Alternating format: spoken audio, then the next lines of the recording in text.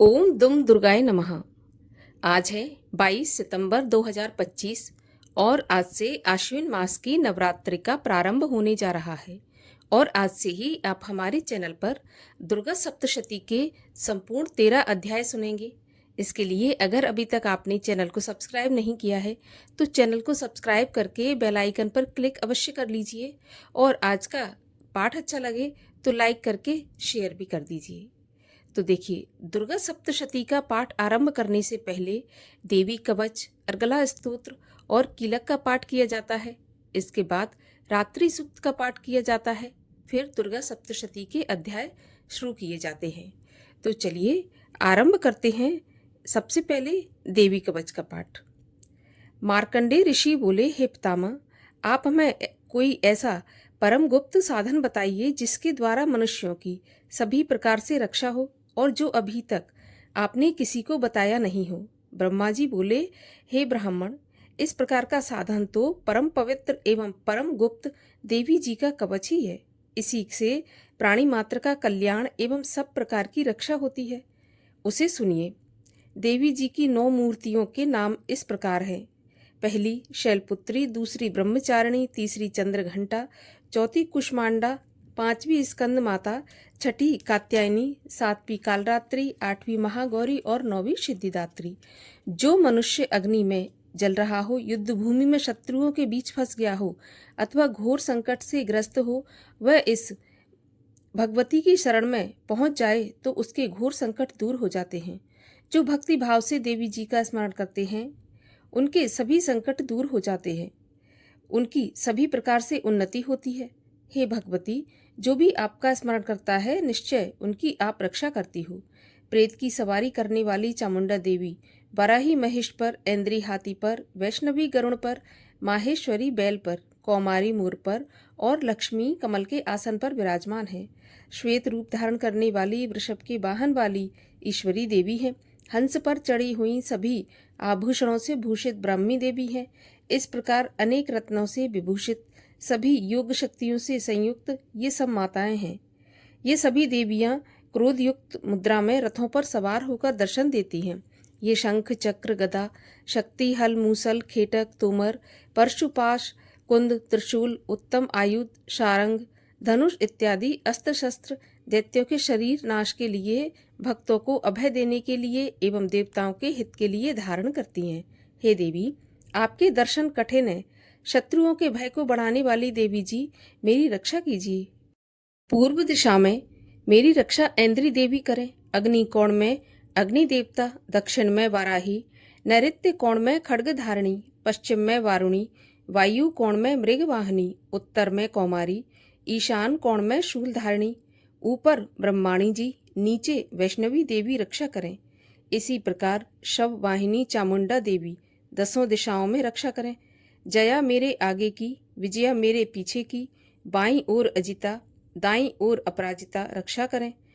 उद्योतनी मेरी शिखा की, उमा मेरे मस्तक पर विराज कर, भौहों की यशस्विनी, भौहों के मध्य त्रिनेत्रा, नासिकाओं की यम घंटा, नेत्रों के मध्य में शंखनी, कानों की द्वारवासिनी, कपोलों की कालिका, कानों के मूल देश की शांकरी देवी रक्षा करे। नासिका की सुगंधा, ऊपर के होंठ की चर्चिका, नीचे के होंठ की अमृत कला एवं जिह्वा की सरस्वती रक्षा करें। कौमारी दांतों की, चंडिका कंठ प्रदेश की, गले की चित्रघंटा, तालु प्रदेश की महामाया रक्षा करें। चिम्बुक की कामाक्षी, वाणी की सर्वमंगला, ग्रीवा की भद्रकाली, पृष्ठ अस्थियों की धनुर्धरी रक्षा करें। कंठ से बाहरी भाग के नीलग्रीवा, कंठ नालिका की नलकुबरी, दोनों कंधों की खंगनी एवं मेरी भुजाओं की वज्रधारणी रक्षा करें। दोनों हाथों की दंडनी, उंगलियों की अंबिका, नाखूनों की शूलेश्वरी, कुक्ष की कुलेश्वरी रक्षा करें। हृदय की ललिता देवी, उदर की शूलधारिणी रक्षा करें। स्तनों की मद देवी, मन की शोक विनाशनी, नाभि की कामनी, गुप्त इंद्रिय की गुहेश्वरी, लिंग की पूतकामिनी, गुदा की महिषवाहिनी रक्षा करें। कटी की भगवती, घुटनों की विंध्यवासिनी, जंघाओं की महाबली देवी रक्षा करें। गुल्फों की नारसिंगी, पांव के तलुओं की तेजसी, उंगलियों की श्रीधरी देवी और तलुओं की पर्वतवासिनी रक्षा करें। नाखूनों की दंष्टा कराली, केशों की ऊर्ध्व केशनी, रोम छिद्रों की कौमारी और त्वचा की बागीश्वरी रक्षा करें। रक्त, मज्जा, वसा, मांस, अस्थियों एवं मेदे की पार्वती, अंतड़ियों की कालरात्रि, पित्त की मुकुटेश्वरी रक्षा करें। पद्मकोश की पद्मावती, कफ की चूड़ामणि, नाखूनों के तेज की ज्वालामुखी, सभी संधियों की अभेद्या रक्षा करें। हे ब्रह्माणी, आप मेरे वीर की रक्षा करें। छाया की छत्रेश्वरी और मन, बुद्धि, अहंकार की धर्मधारिणी रक्षा करें। प्राणों की कल्याण शोभना और शब्द, स्पर्श, रूप, रस, गंध, इन 5 इंद्रियों की योगिनी सत्व, रज, तम की नारायणी देवी सदा रक्षा करें। आयु की वाराही, धर्म की वैष्णवी, यश एवं कीर्ति की लक्ष्मी तथा धन विद्या की चक्रणी रक्षा करें। इंद्राणी मेरे गोत्र की, चंडिका मेरे पशुओं की, महालक्ष्मी मेरे पुत्रों की, भैरवी भार्या की रक्षा करें। मेरे पथ की सुपथा, मार्ग की क्षेमकारी, राजा के दरबार में महालक्ष्मी एवं सभी दिशाओं में स्थिर होकर विजया मेरी रक्षा करें। और जो भी स्थान कवच में नहीं आए और जो आरक्षित हैं, उन स्थानों की पापनाशनी जयंती देवी रक्षा करें। मनुष्य यदि अपना मंगल चाहता है तो एक कदम भी बिना कवच के नहीं जाए। कवच से नित्य रक्षित मनुष्य जहाँ जहाँ भी जाता है, वहीं से उसे धन का लाभ तथा सभी कामनाओं की सिद्धि प्राप्त होती है। पृथ्वी पर उस पुरुष को ऐश्वर्य एवं अतुल संपत्ति प्राप्त होती है। वह मनुष्य निर्भय हो जाता है। युद्ध भूमि में कोई भी उसे नहीं जीत सकता। त्रिलोक भर में पूजा जाता है। यह देवी कवच देवताओं को भी दुर्लभ है। इसको अत्यंत श्रद्धा के साथ सावधान होकर जो तीनों संध्याओं में नित्य पढ़ लेता है, उसे देवी कला प्राप्त होती है। कोई भी उसे तीनों लोकों में पराजित नहीं कर सकता। उसे अकाल मृत्यु नहीं आती। वह 100 वर्ष से भी अधिक आयु पाता है। ये कवच उसका तेज, यश और कीर्ति बढ़ा देता है। चंडी पाठ करने वाला पहले कवच पाठ कर ले। जब तक पर्वत, वन काननों से युक्त यह पृथ्वी टिकी रहती है, तब तक ऐसे पुरुष की संतति होने पर महामाया की कृपा से देव दुर्लभ परम स्थान की प्राप्ति होती है। कवच का पाठ करने वाला सुंदर रूप को पाकर सदा शिव के साथ आनंद प्राप्त करता है। अर्गला स्तोत्र।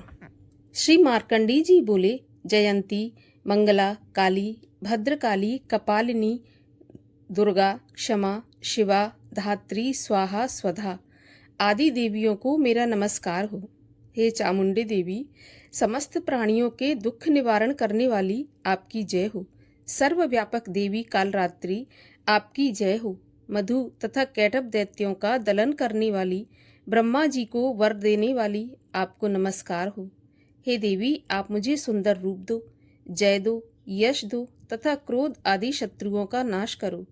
महिषासुर का नाश करने वाली भक्तों की सुखदाता देवी जी को नमस्कार हो। मुझे रूप दो, जय दो, यश दो, शत्रुओं का नाश करो।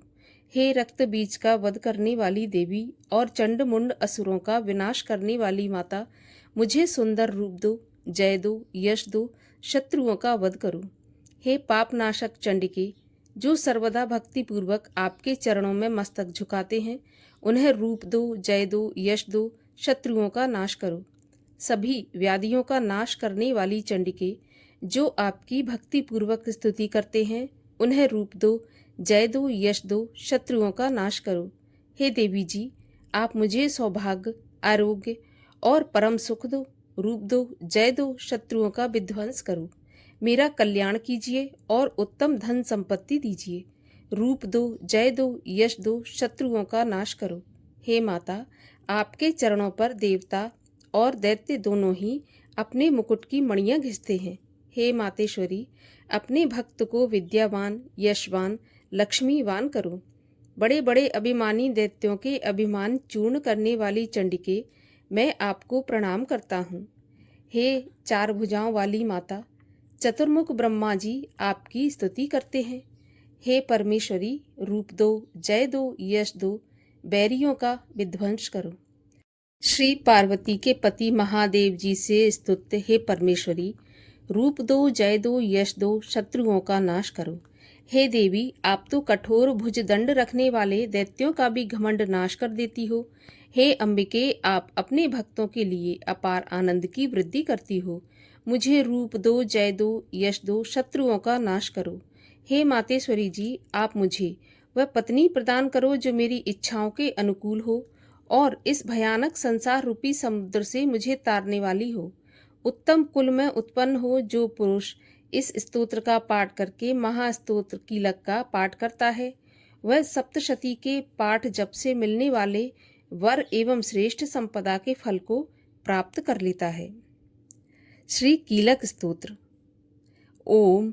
मैं उन भगवान सदाशिव को नमस्कार करता हूँ जिनके दिव्य 3 नेत्र हैं, जिनका शरीर विशुद्ध ज्ञान स्वरूप है, जो मोक्ष प्राप्ति के कारण है, अर्धचंद्रमा जिनके मस्तक पर शोभायमान है। श्री मार्कंडी जी बोले, मंत्रों के शाप एवं उत्कीलन आदि को समझकर पाठ करने वाला पुरुष मोक्ष पा लेता है, अतः इसका ज्ञान होना आवश्यक है। सब उच्चाटन आदि वस्तुएं इसी स्तोत्र के द्वारा करके सिद्ध होती हैं, और जो इस स्तोत्र का पाठ करके सप्तशती के पाठ मात्र से स्तुति करते हैं, उन्हें देवी जी सिद्ध हो जाती हैं।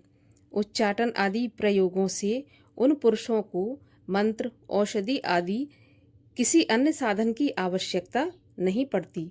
बिना जप के सभी उच्चाटन आदि सिद्ध हो जाते हैं। क्या समस्त उच्चाटन आदि इसी से सिद्ध हो जाते हैं? इस प्रकार की लोगों को शंका हुई। तब उस शंका के निवारण के लिए सदाशिव ने लोगों को बुलाकर आज्ञा दी। ये सब सिद्धियां देने वाला शुभ स्तोत्र है। इस चंडिका स्तोत्र को भगवान सदाशिव ने गुप्त कर दिया। इस स्तोत्र के पाठ द्वारा प्राप्त होने वाला पुण्य कभी समाप्त नहीं होता। साधक सभी प्रकार का क्षेम प्राप्त कर लेता है, इसमें कोई भी संशय नहीं है। कृष्ण पक्ष की चतुर्दशी अथवा अष्टमी के दिन एकाग्र होकर जो अपना सब कुछ भगवती के अर्पण करता है और फिर प्रसाद के रूप में ग्रहण कर लेता है, उस पर भगवती प्रसन्न होती हैं। इसी रूप के कीलक द्वारा महादेव ने इसे भी कीलन कर दिया। जो इसके द्वारा सप्तशती का निष्कीलन करके स्पष्ट होकर नित्य पाठ करता है, वह सिद्ध हो जाता है। देवी जी का गण एवं गंधर्व होता है। वह कहीं भी घूम रहा हो, उसे कोई भय नहीं होता, न उसकी अकाल मृत्यु होती है। देहांत होने पर वह मोक्ष पाता है। इसीलिए इस कीलक स्तोत्र को समझकर तथा उसका उत्कीलन करके पाठ करना उचित है। जो इस प्रकार नहीं करता, उसका नाश होता है। तभी तो बुद्धिमान इसे समझकर ही उत्कीलन से संपन्न स्तोत्र का पाठ आरंभ करते हैं। जो कुछ भी रमणियों में सौंदर्य, सौभाग्य आदि दिखाई देते हैं, ये सब के सब श्रीदेवी की कृपा के फल हैं। इसी कारण इस शुभ स्तोत्र का जप सदा करते रहना चाहिए। इस स्तोत्र के मंद स्वर में पाठ करने से थोड़ा फल मिलता है, उच्च स्वर में अधिक फल मिलता है। सभी सिद्धियां प्राप्त होती हैं, अतः उच्च स्वर से पाठ याद करें। जिस भगवती की कृपा द्वारा सौभाग्य, आरोग्य, संपत्तियां, शत्रुनाश तथा परम मोक्ष की प्राप्ति होती है, उस जगत की माता की स्तुति करनी चाहिए। रात्रि सूक्त। महातत्व आदि रूप व्यापक इंद्रियों से सब देशों में समस्त वस्तुओं को प्रकाशित करने वाली ये रात्रि रूपा देवी अपने उत्पन्न किए हुए जगत के जीवों के शुभ अशुभ कर्मों को विशेष रूप से देखती हैं और उनके अनुरूप फल की व्यवस्था करने के लिए समस्त विभूतियों को धारण करती हैं। ये देवी अमर हैं और संपूर्ण विश्व को, नीचे फैलने वाली लता आदि को तथा ऊपर बढ़ने वाले वृक्षों को भी व्याप्त करके स्थित हैं। इतना ही नहीं, ये ज्ञानमयी ज्योति से जीवों के अज्ञान अंधकार का नाश कर देती हैं। पराचित शक्ति रूप रात्रि देवी आकर अपनी बहन ब्रह्म विद्यामयी उषा देवी को प्रकट करती हैं, जिससे अविद्यामय अंधकार स्वतः नष्ट हो जाता है। वे रात्रि देवी इस समय मुझ पर प्रसन्न हो, जिनके आने पर हम लोग अपने घरों में सुख से सोते हैं, ठीक वैसे ही जैसे रात्रि के समय पक्षी वृक्षों पर बनाए हुए अपने घोंसलों में सुखपूर्वक शयन करते हैं। उस करुणामयी रात्रि देवी के अंक में संपूर्ण ग्रामवासी मनुष्य, पैरों से चलने वाले गाय, घोड़े आदि पशु, पंखों से उड़ने वाले पक्षी एवं पतंगे आदि, किसी प्रयोजन से यात्रा करने वाले पथिक और बाज आदि भी सुखपूर्वक सोते हैं। हे रात्रिमयी चित्त शक्ति, तुम कृपा करके वासनामयी वृक्की तथा पापमय वृक्क को हमसे अलग करो। काम आदि तस्कर समुदाय को भी दूर हटाओ। उसके बाद हमारे लिए सुखपूर्वक तरने योग्य हो जाओ।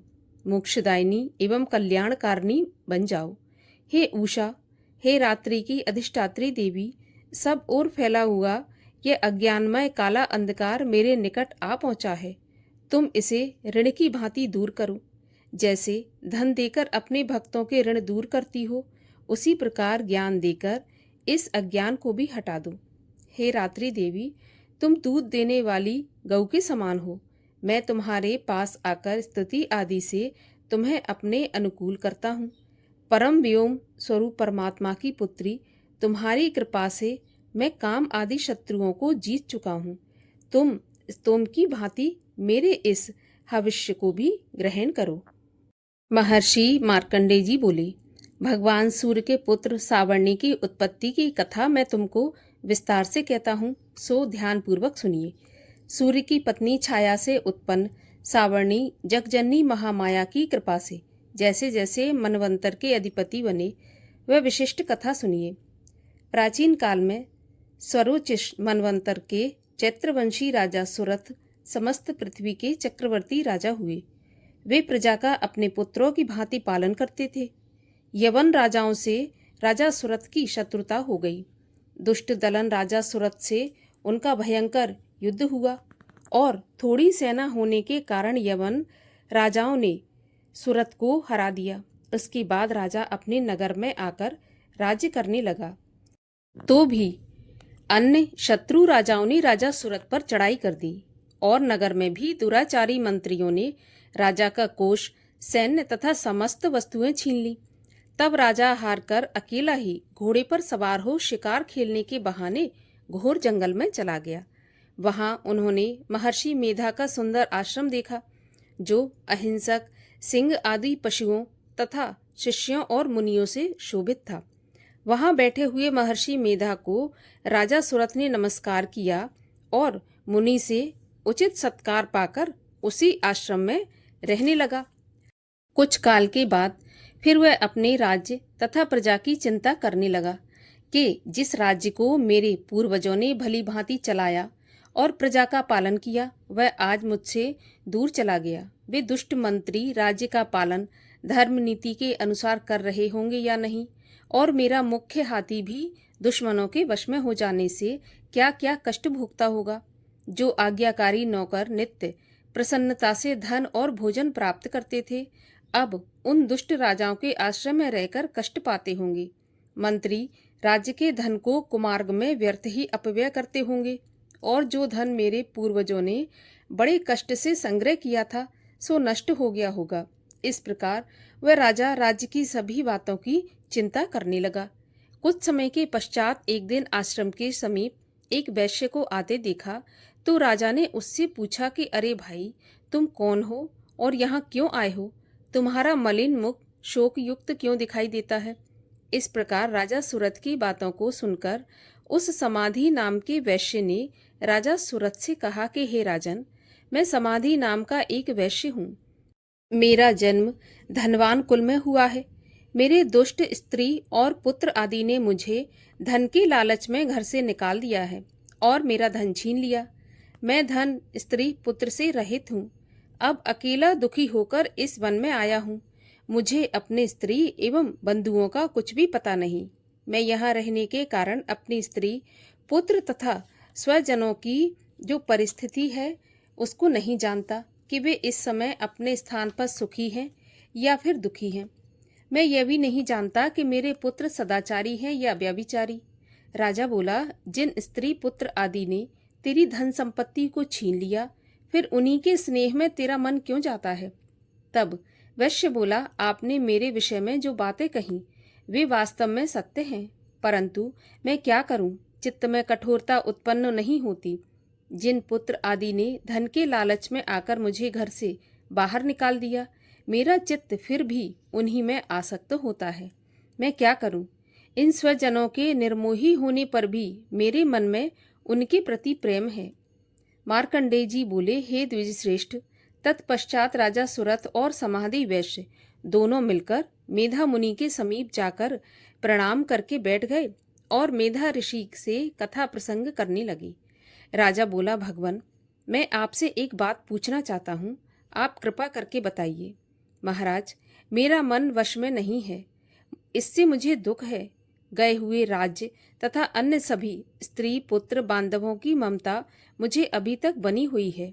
हे मुनि श्रेष्ठ, ये जानते हुए भी मेरा स्नेह उनसे अज्ञानियों की भांति विशेष बढ़ता जाता है और इस समाधि वैश्य को इसके स्त्री पुत्र आदि ने त्याग दिया है तथा इसे घर से बाहर निकाल दिया है।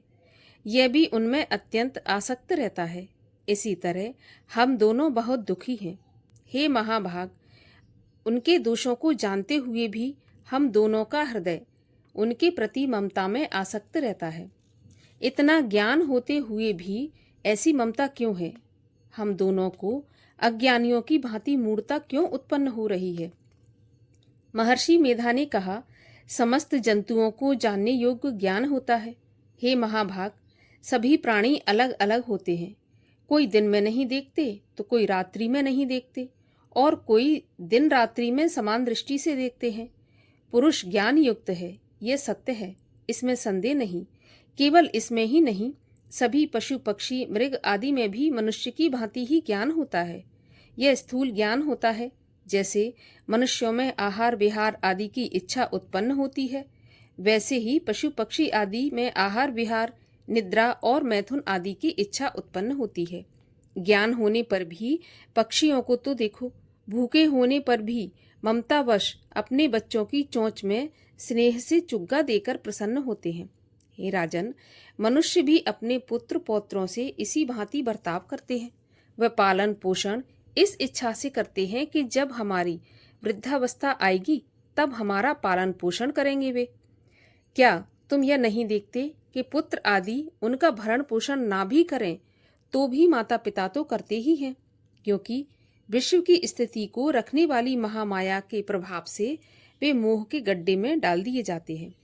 इसमें कोई आश्चर्य नहीं है, क्योंकि ये भगवान विष्णु की योग निद्रा है जिससे संसार मोहित हो जाता है। यही भगवान की महामाया भगवती हैं। ये भगवती देवी बड़े बड़े ज्ञानियों के चित्त को जबरदस्ती खींचकर मोह में डाल देती हैं। इस देवी ने ही चराचर विश्व को उत्पन्न किया है और यह देवी प्रसन्न होकर भक्तों को वरदान देती हैं जिससे मुक्ति मिलती है। यही मुक्ति की परम हेतु सनातनी ब्रह्म ज्ञान स्वरूपा विद्या है। राजा बोला, हे भगवान, आप जिसे महामाया कहते हैं वह कौन सी देवी है? यह देवी कैसे उत्पन्न हुई और उसका कार्य क्या है? उसका स्वभाव, स्वरूप, उत्पत्ति आदि के विषय में भी सुनना चाहता हूँ, सो आप सभी वृत्तांत मुझे सुनाइए। तब ऋषि ने कहा, ये देवी नित्य हैं और चराचर में व्याप्त हैं, तथापि उसकी उत्पत्ति अनेक भांति से है। उस कथा को तुम मुझसे सुनो। ये भगवती देवताओं के कार्य सिद्ध करने के लिए उत्पन्न होती हैं और अजन्मा होकर भी उत्पन्न कहलाती हैं। जब भगवान विष्णु संपूर्ण विश्व को त्याग कर अनंत में जल ही जल करके योग निद्रा में शेष शैया पर शयन कर रहे थे, उस समय विख्यात मधु और कैटव नाम के दो घोर असुर भगवान विष्णु के कान की मैल से पैदा होकर ब्रह्मा जी को मारने के लिए तैयार हुए। ब्रह्मा जी विष्णु भगवान की नाभि कमल पर स्थित थे। उन दोनों भयंकर असुरों को मारने को आते देख और भगवान विष्णु को सोता हुआ देखकर ब्रह्मा जी योग निद्रा की प्रसन्नता के लिए एकाग्र मन से स्तुति करने लगे, जिससे कि भगवान विष्णु के नेत्रों से भगवती योग माया अपना प्रभाव हटा लें और भगवान जाग जाए। वह योग माया विश्वेश्वरी, जगत माता, स्थिति एवं संहार करने वाली भगवान विष्णु की अतुल तेज वाली निद्रा स्वरूपा अनुपम शक्ति है। ब्रह्मा जी बोले, हे महामाये, तुम स्वाहा अर्थात देवताओं की पालने वाली हो, तुम स्वधा अर्थात पितृश्वरों का पोषण करने वाली हो, तुम ही वष्टकार स्वर इंद्र को यज्ञ का हिस्सा पहुंचाने वाली हो, अमृत भी तुम ही हो, अक्षरों में स्वर तुम ही हो तथा नित्य आधी मात्रा तुम ही हो। हे देवी, तुम ही संध्या, सावित्री और संसार की जननी हो और हे मातेश्वरी, विश्व को उत्पन्न, पालन और संहार करने वाली आप ही हो। आप ही महाविद्या, महादेवी, महासुरी हो। आप ही समस्त चराचर के तीनों गुणों सत्य, रज, तम को उत्पन्न करने वाली प्रकृति हो। आप ही कालरात्रि हो। आप खड्ग, शूल, घोर, गदा, चक्र, शंख, धनुष, बाण, मुशुंडी, परिग आदि अस्त्र शस्त्रों को धारण करने वाली हो। हे देवी, आप ही सौम्यता हो तथा संसार में आप ही अति सुंदर हो। पर तथा अपरों में श्रेष्ठ आप ही परमेश्वरी हो। जो इस विश्व की रचना और पालन संहार करते हैं, उन भगवान विष्णु को आपने अपनी निद्रा के वश में कर लिया है। फिर भला बताइए कि कौन आपकी प्रार्थना करने में समर्थ है, जबकि आपने भगवान विष्णु, शंकर तथा मुझसे यह शरीर ग्रहण कर लिया है। आप तो अपनी प्रभाव से स्वयं प्रकाशित हो। मधु और केटब नाम के इन महादुष्टों को आप मोह लीजिए और विश्वपति भगवान विष्णु को जगाइए। इन दोनों महाअसुरों का संहार करने के लिए भगवान को बुद्धि दीजिए। ऋषि बोले, इस प्रकार जब ब्रह्मा जी ने मधु और केटब असुरों के संहार के लिए तथा भगवान विष्णु को जगाने के लिए तामसी देवी की प्रार्थना की, तो उसी समय भगवान विष्णु के नयन, मुख, नाक, भुजा, हृदय और वक्ष स्थल से निकलकर अव्यक्त योग माया उपस्थित हो गई और योग निद्रा से भगवान जाग गए। इसके बाद भगवान विष्णु ने उन पराक्रमी, वीर्यवान मधु और केटब असुरों को देखा, जिनकी ब्रह्मा जी को खाने के लिए आंखें लाल हो रही थीं। तब भगवान विष्णु ने शेष शैया से उठकर उन असुरों से 5000 वर्ष तक बाहु युद्ध किया। अति बलशाली, महाउन्मत्त दोनों असुरों को महामाया ने मोहित कर रखा था। अतः दुष्टों ने भगवान से कहा कि आप हमसे वरदान मांगो। भगवान ने कहा, यदि तुम मुझ पर प्रसन्न हो तो मेरे हाथों तुम्हारी मृत्यु हो। मैं तो केवल यही वरदान चाहता हूँ। तब ऋषि ने कहा, इस भांति जब भगवान ने उनसे यह वरदान ले लिया तो वे भगवान से कहने लगे कि हमें सर्वत्र जल ही जल दिखाई देता है, इसलिए हे भगवान, हमारा वध उस स्थान पर कीजिए जिस जगह पर पानी न हो। ऋषि मेधा ने कहा, तब भगवान विष्णु ने शंख, चक्र और गदा धारण किए और उनसे तथास्तु कहा और दोनों के सिर अपनी जांघों पर रखकर चक्र से काट दिए।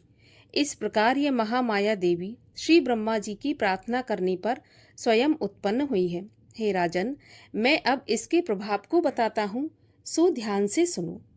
यहाँ पर प्रथम अध्याय समाप्त होता है और अब करते हैं क्षमा प्रार्थना। हे परमेश्वरी, मेरे द्वारा रात दिन हजारों अपराध होते हैं। यह मेरा दास है ऐसा समझकर मेरे उन अपराधों को तुम कृपा पूर्वक क्षमा करो। हे परमेश्वरी, मैं आवाहन नहीं जानता, विसर्जन करना भी नहीं जानता तथा पूजा करने का ढंग भी नहीं जानता। मुझे क्षमा करो। हे देवी, हे सुरेश्वरी, मैंने जो मंत्रहीन, क्रियाहीन और भक्तिहीन पूजन किया है वह सब आपकी कृपा से पूर्ण हो। हे जगदम्बिके, मैं अपराधी हूँ किंतु आपकी शरण में आया हूँ। इस समय दया का पात्र हूँ, जैसा चाहो वैसा करो। हे देवी, हे परमेश्वरी, अज्ञान से, भूल से अथवा बुद्धि भ्रांत होने के कारण मैंने जो न्यूनता या अधिकता कर दी हो वह सब क्षमा करो और प्रसन्न हो। सच्चिदानंद स्वरूपा परमेश्वरी, जगत माता कामेश्वरी, तुम प्रेम पूर्वक मेरी यह पूजा स्वीकार करो और मुझ पर प्रसन्न रहो। बोलिए दुर्गा देवी महामाया की जय हो।